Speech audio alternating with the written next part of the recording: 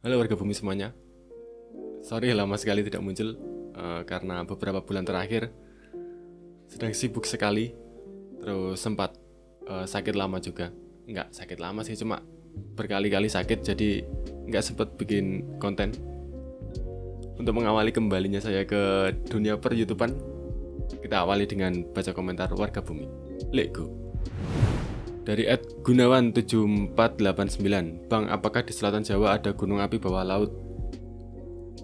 Sampai saat ini belum ada data yang menyebutkan ada gunung api bawah laut di selatan Jawa.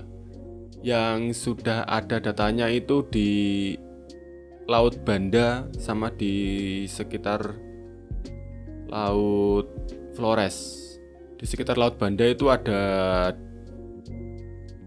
dua gunung api bawah lautnya, namanya Emperor of China sama susah namanya, Neuwerker. Terus di utaranya Flores itu juga, di Laut Flores di utaranya itu juga ada gunung api bawah laut, namanya Yersey.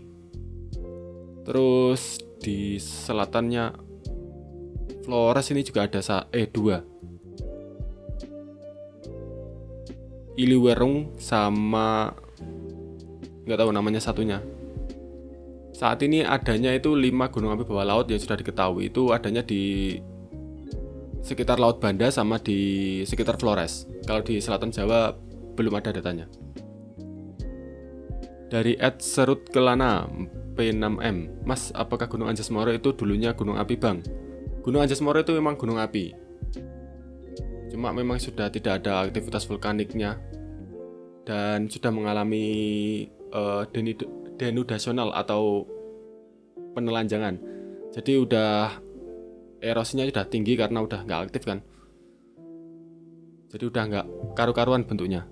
Nah, di antara gunung api di sekitar Gunung Anjas Moro itu kayak Gunung Kelut, Gunung Arjuna Welirang, dan Gunung Kayu Butak, Gunung Anjas Moro itu termasuk yang paling tua. Secara usianya relatif paling tua itu ya Gunung Anjas Moro itu.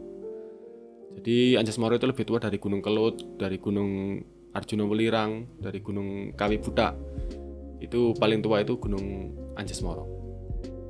Cuma memang sudah nggak aktif sekarang. Next dari @radi2252, Mas, apakah Pulau Timor di NTT itu dulunya adalah lautan? Wah, Pulau Timor. Jadi secara tektonik Pulau Timor itu sangat rumit kondisinya. Pulau Timor itu di bagian depan dari busur Gunung Api Banda. Tapi Pulau Timor itu bukan kepulauan gunung api. Jadi dia itu mepet di zona subduksinya antara lempeng Australia dengan Eurasia yang di wilayah Banda itu. Kalau yang masuk busur gunung apinya itu kan kayak Pulau Alor sama Pulau Wetar, itu masuk bagian dari volcanic arc atau busur gunung apinya. Nah, Pulau Timor itu di depannya, jadi dia bukan bagian dari busur gunung api. Dan Pulau Timor itu pun sekarang sudah sangat mepet dengan lempeng benua Australia, lempeng benuanya ya, bukan lempeng samudranya. Mungkin entah berapa juta tahun yang akan datang, Pulau Timor itu bakal tabrakan dengan benua Australia, dengan lempeng benuanya. Jadi sudah kemungkinan akan terjadi kolisi. Nah, apakah Pulau Timor itu dulunya lautan? Nah, secara formasi geologi, beberapa penyusun permukaan, batuan permukaannya Pulau Timor itu memang berasal dari lautan. Misalkan formasi Surobeco yang tersusun oleh batu gamping, terus mengandung banyak fosil gastropoda dan ganggang, yaitu kan menunjukkan bahwa itu aslinya dari laut. Terus ada formasi Baucau yang tersusun juga dari batu gamping terumbu, yang aslinya dari terumbu karang.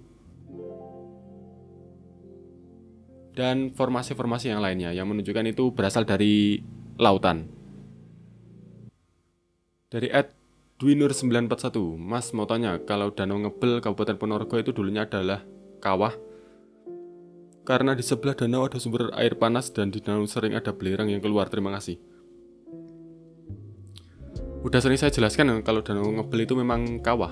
Memang kawahnya, salah satu kawahnya Gunung Wilis. Sudah sering saya jelaskan.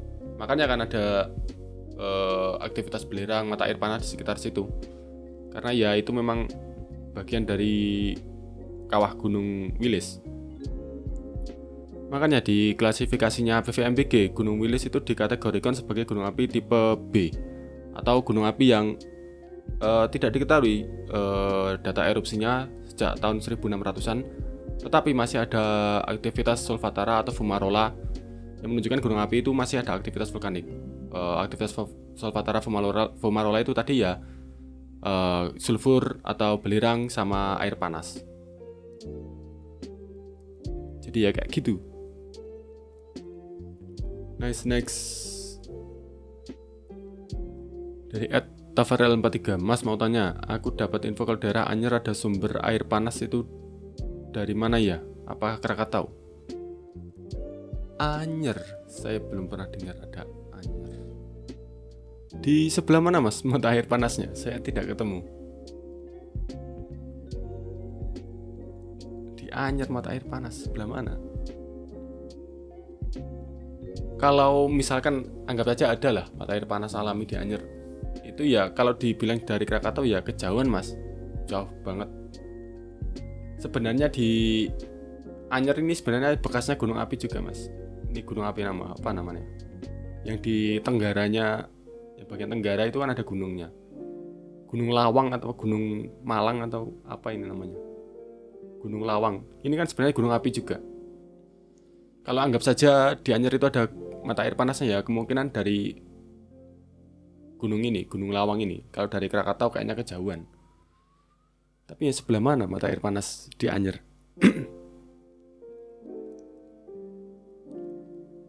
Oke, gitu aja ya. Next. Dari @PCR-R7Y, Mas saya izin bertanya, apakah Gunung Buring di Malang sama Gunung Ronggo di Malang itu adalah gunung api? Kalau gunung api kapan erupsinya? Apakah Gunung Buring itu gunung api? Ya bener, Gunung Buring itu gunung api. Nah, Gunung Ronggo itu bagian dari Gunung Buring. Kalau di peta geologi itu nama formasinya itu batuan gunung api Buring yang tersusun dari lava basal, olivin, piroksen, dan tuf pasiran. Yaitu adalah batuan-batuan dari proses vulkanisme atau proses gunung api.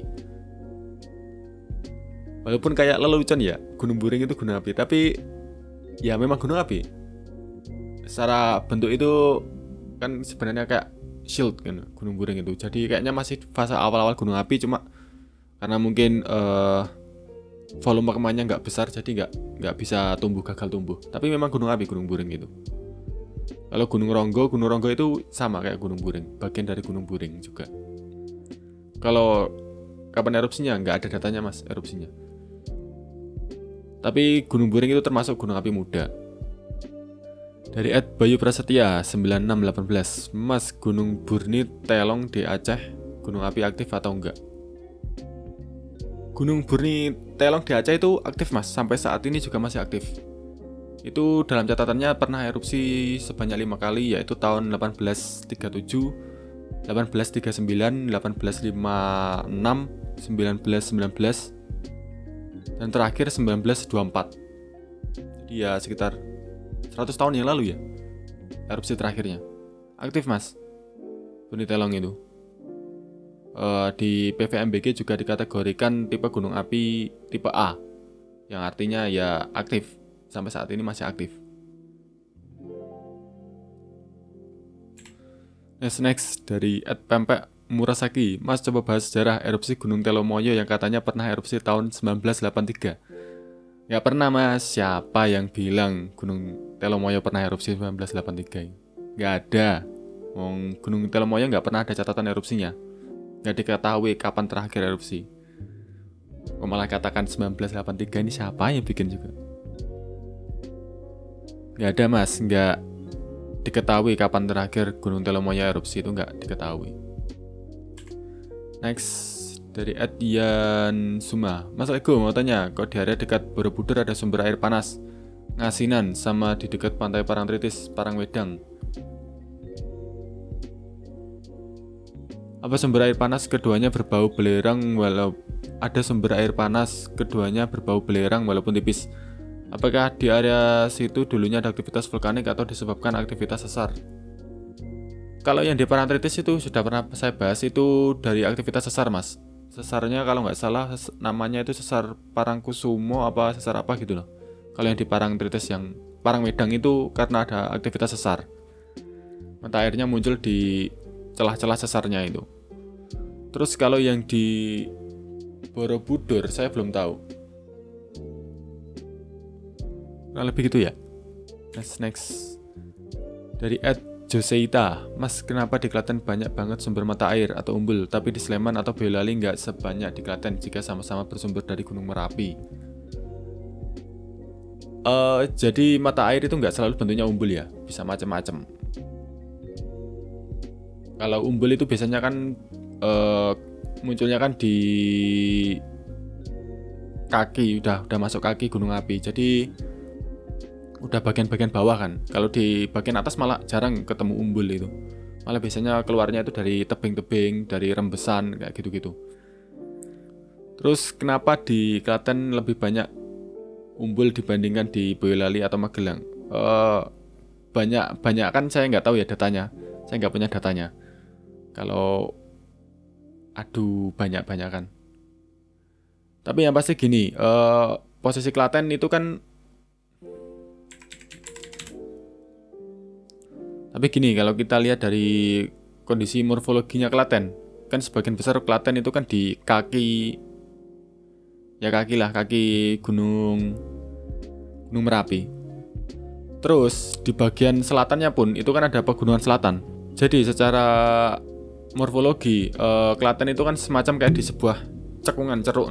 Di sebelah utara barat atau barat laut itu ada Merapi, terus di bagian selatannya ada pegunungan selatan. Nah, Klaten itu di tengah-tengahnya, di semacam cekungannya.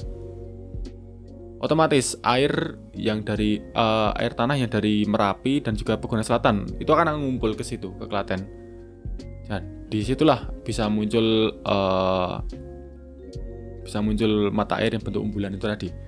Saya nggak punya peta geohidrologinya. Kalau mungkin ada peta geohidrologinya bisa dijelaskan lebih detail kenapa kayak gitu. Tapi yang jelas posisi Klaten kan memang kayak semacam di cekungan gitu. Jadi makanya bisa keluar banyak umbul di sana. Kalau posisinya Boyolali kan beda. Dia langsung bawahnya itu area yang datar. Kalau Sleman kan beda. Sleman kan memang posisinya kan ya udah di lereng aja. Di kaki pun itu selatannya kan nggak ada gunungnya, udah langsung ke pantai selatan. Secara morfologi udah beda, kan langsung kayak menurun saja. Sementara di Klaten itu dia dari lereng Merapi, terus di sini ada pegunungan selatan. Jadi kayak cekungan gini. Nah, kalau Sleman kan langsung lereng ke bawah. Sama juga di Boyolali juga lerengnya ke bawah. Kurang lebih gitu ya. Secara morfologinya beda memang. Yang itu tentunya nanti akan berpengaruh ke geohidrologinya. Next. Dari Yuda Pratama 8189, Mas izin nanya dong, kenapa geografi Pulau Sumatera, Jawa, dan sebagian pulau lainnya hingga ke arah timur itu di tengah-tengahnya kebanyakan dataran tinggi atau rangkaian pegunungan yang seakan memisahkan wilayah utara yang gersang dan selatan yang sejuk? Mau dijawab dengan video ini. Salam dari Banten, Om. Jalur tengah di Jawa, Sumatera, Nusa Tenggara itu jalur tengah kan jalur gunung api. Ya di sana keluarnya gunung api. Kalau Sumatera kan sebenarnya agak mepet ke barat ya. Ke barat. Kalau yang benar-benar di tengah itu ya di Jawa, Bali, Nusa Tenggara itu bagian tertingginya itu memang di tengah. Karena ya memang di sana adanya gunung apinya. Gunung apinya munculnya di sana. Walaupun sebenarnya bagian tertinggi Pulau Jawa kalau kita kembali ke 60, 30, 20 juta tahun yang lalu itu bukan di tengah, malah di selatan. Cuma karena proses tektonik yang berubah, akhirnya gunung api yang selatan itu mati dan pindah ke utara. Kalau di Sumatera itu gunung apinya cenderung statis. Ya dari jutaan tahun yang lalu itu tetap di area Bukit Barisan aja. Kalau Nusa Tenggara itu kan cenderung lebih muda gunung apinya. Ya barengan dengan gunung api yang ada di Jawa yang sekarang aktif ini secara usianya. Jadi ya kenapa ya? Ya karena di sana ada gunung apinya. Gitu aja sebenarnya. Bukan karena faktor apa-apa. Next. Dari @Justinus Sumarjo 8838. Apakah Gunung Lemongan masih aktif, Mas? Masih dong. Gunung Lemongan kan kemarin erupsi juga. Benar.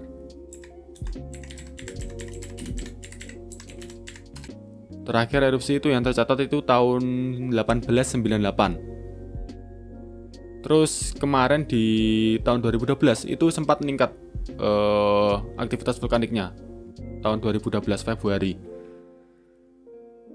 Itu sempat terjadi beberapa puluh kali gempa vulkanik di sana. Cuma walaupun akhirnya menurun kan aktivitasnya. Bahkan di sekitar tanggal 9 sampai 17 April itu tahun 2012 itu sempat ada ada awan panas yang muncul setinggi 10 sampai 20 meter di atas kawah Gunung Lemongan. Ya Gunung Lemongan aktif, Mas. Jadi hati-hati. Apalagi Gunung Lemongan itu kan gunung termasuk yang paling unik di Indonesia karena ada puluhan mungkin ratusan kawah maar di sana. Jadi ya hati-hati aja. Next dari @Naufal Nurfauzan Suryana 5265. Mas Lego, apa benar Gunung Seminung dan Danau Ranau di perbatasan Sumsel, Lampung itu kaldera gunung api Purbaya? Kalau iya, apakah murni karena proses vulkanik, apa ada tambahan dari proses tektonik ya? Terima kasih. Gunung Seminung. Yang pertama, Danau Ranau itu kaldera, Mas. Kaldera dari sebuah gunung api yang erupsi secara eksplosif hingga tubuhnya hancur. Nah, Danau Ranau itu terbentuk karena erupsi yang terjadi sekitar 550.000 tahun yang lalu. Nah, setelah gunung apinya itu runtuh, hancur, nah itu muncullah Gunung Seminung yang sekarang ini masih ada itu.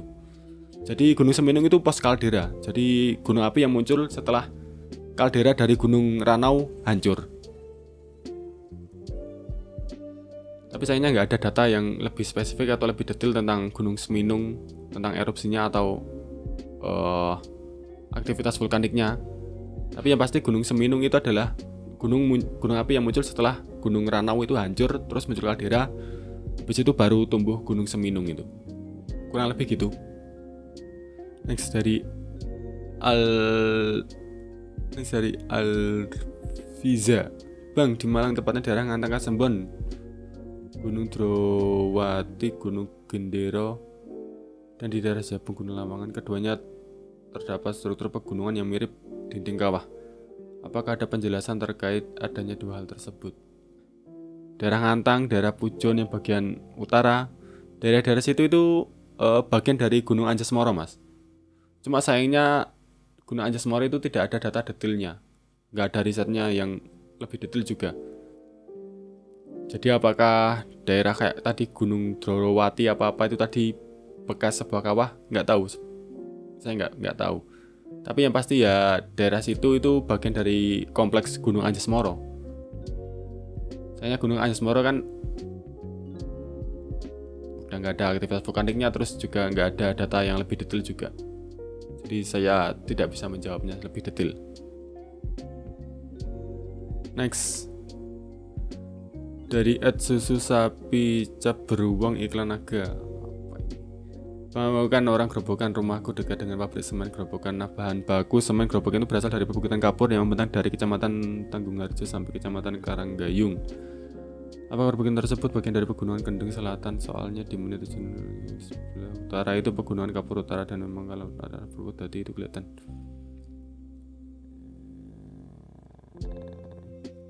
Buat bahan baku semen gerobokan itu membentang dari timur ke barat.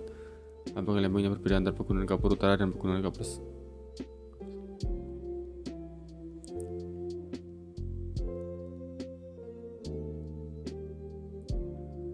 Nah, perbukitan bahan baku semen gerobokan itu ditemukan fosil-fosil karang terumbu karang yang kemungkinan enggak. Nah, kira-kira bentuknya buku. Nah, mau tanya juga, memang daerah Purwodadi, Demak di sekitarnya itu kan memang bekas Selat Muria sampai abad 16-17. Nah, di perbukitan bahan baku semen gerobokan itu temukan fosil-fosil kerang dan terumbu karang. Kalau bekas Selat Muria kemungkinan enggak. Nah, kira-kira terbentuk pegunungan Kapur Utara dan Selatan itu sekitar kapan? Panjang amat sampai saya lupa apa tadi. Aduh.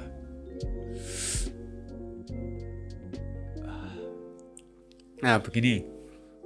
Pegunungan Kapur Utara itu di utaranya kota Purwodadi. Pegunungan Kapur Utara itu di utaranya kota Purwodadi. Dari gunung-gunung yang di utara Purwodadi itu namanya Pegunungan Kapur Utara atau zona Rembang. Nah, pegunungan di selatannya itu bukan Pegunungan Kapur Selatan, itu namanya Pegunungan Kendeng yang menjalar dari Kabupaten Semarang sampai di sekitar mana ini? Di sekitar Mojokerto. Sekitar Mojokerto itu Pegunungan Kendeng. Pegunungan Kendeng itu ya, itu dari Semarang, Kabupaten Semarang, sebagian Kabupaten Semarang sampai wilayah selatan Grobogan, terus sampai di Madiun, sampai di Nganjuk, sampai di Mojokerto itu namanya Pegunungan Kendeng, bukan Pegunungan Kapur Selatan. Kalau Pegunungan Kapur Selatan itu ya daerah kayak Gunung Kidul itu. Baru namanya Pegunungan Kapur Selatan itu daerah Gunung Kidul. Daerah sebagian Blitar dan seterusnya itu yang berada di pesisir selatan itu Pegunungan Kapur Selatan. Kalau yang di tengah itu namanya Pegunungan Kendeng. Oke, sampai sini ya. Baik Pegunungan Kendeng dan juga Pegunungan Kapur Utara atau zona Rembang itu semuanya itu dulunya laut. Laut di sekitar Miosen, awal-awal Miosen itu laut. Miosen itu ya sekitar 20-an juta tahun yang lalu itu masih laut.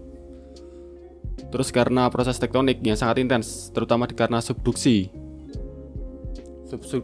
dari Samudra Hindia, makanya terus daerah Pegunungan Kendeng dan juga Pegunungan Kapur Utara itu terangkat. Pegunungan Kendeng itu sesar naik, thrusting, jadi dia naik ke atas. Sementara yang bagian kayak Pegunungan Kapur Utara itu ya ada sesarnya juga, cuma sampai atas itu terlipat doang. Itu sekitar 15 jutaan tahun yang lalu itu sudah mulai naik. Nah, setelah itu baru di Pleistosen sekitar 2 jutaan tahun itu baru muncul Gunung Muria, itu baru muncul itu jauh setelah Pegunungan Kapur Utara sama Pegunungan Kendeng itu terangkat. Baru 2 jutaan tahun yang lalu itu baru naik, baru muncul Gunung Muria itu baru muncul. Nah, yang selat itu ya cuma daerah sekitar Demak aja ini. Demak sampai ke Pati itu yang selat. Yang selatnya itu setelah munculnya Gunung Muria. Gunung Muria itu gunung muda, gunung baru. Dia itu lebih muda daripada Pegunungan Kapur, lebih muda daripada Pegunungan Kendeng. Pegunungan Kendeng dan Pegunungan Kapur Utara itu jauh lebih tua dibandingkan Gunung Muria. Jadi selatnya itu ya munculnya baru-baru aja hitungannya. Jadi Pegunungan Kapur Utara dan juga Pegunungan Kendeng itu sudah muncul jauh sebelum adanya selat. Sebelum adanya Selat Muria itu sudah ada Pegunungan Kendeng, sudah ada Pegunungan Kapur Utara.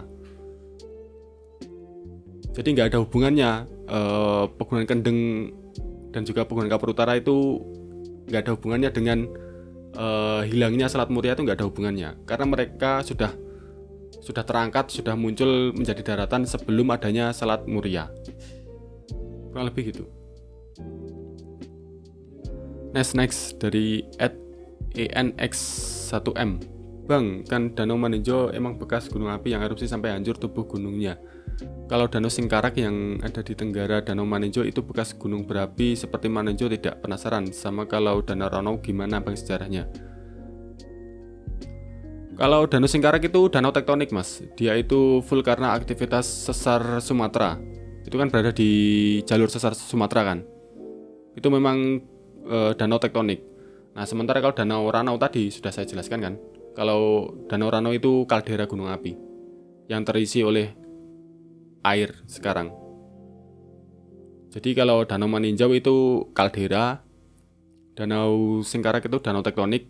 Nah kalau Danau Ranau itu juga danau kaldera. Kurang lebih gitu. Kapan-kapan kita bahas secara detail, terutama Gunung Ranau. Next, dari Ed Hasan Zuresh. Om Lego, seperti yang Semen bilang kalau Pacitan Trenggalek itu gunung purba, apa Pegunungan Selatan Semeru sama Taman Nasional Meru Betiri apa masuk gunung purba juga? Soalnya kalau dilihat di maps konturnya mirip-mirip. Yang di selatan Semeru itu memang bekas gunung api purba juga. Yang tepat selatannya itu. Benar sekali masnya tadi bilang secara konturnya itu beda. Memang sangat beda. Bekas gunung api dan juga pegunungan kapur itu sangat beda. Secara karakter morfologinya itu beda. Kalau bekas gunung api itu terlihat sangat tegas kan. Jurangnya itu lebih dalam. Bukitnya itu juga lebih istilahnya lebih tegas lah karena faktor batuannya. Sementara kalau pegunungan kapur itu kan kayak halus-halus kecil-kecil bukit-bukitnya. Terus yang di Meru Betiri ini juga bekas gunung api mas. Itu bekas gunung api purba juga. Makanya kan di sekitar segitu sekarang ada pertambangan emasnya kan. Yang apa itu? Di sebelah timurnya itu ada tambang emas Tumpang Pitu itu kan. Ya karena itu juga bekas gunung api. Next dari @ilham Septian Nur Hidayat 5092. Mas bahas Gunung Bromo dong, katanya terbentuk dari 3 fase ya. Kaldera Sukapura atau Ngadisari, Kaldera Tengger, Gunung Bromo. Penasaran sama Kaldera Sukapura Ngadisari?